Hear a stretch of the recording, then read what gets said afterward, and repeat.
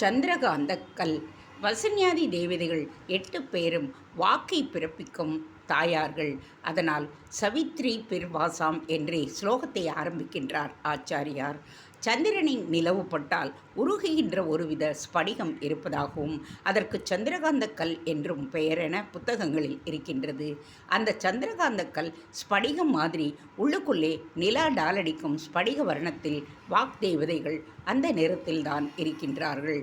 ஒரு ஸ்லோகத்தில் சரத் ஜோஸ்னா சுத்தாம் என்கின்றார், இன்னொன்றில் அருணாம் என்கின்றார். இங்கே நடுவே அருணாவான அம்பாள் வீற்றிருக்க சுற்றி ஜோஸ்னா மாதிரியான வாக்தேவதைகள் சூழ்ந்து கொண்டிருப்பதாக சொல்லுகிறார். இப்படி ராணியான அம்பாளை சேடிகளான வாக்தேவதைகளோடு சேர்த்து தியானிப்பவர்கள் எவன் நன்கு சிந்திக்கின்றானோ அவன் மகா காவியங்களை எழுதக்கூடிய அளவுக்கு இலக்கிய திறமையை பெற்று விடுகிறான் என்கின்றாள்.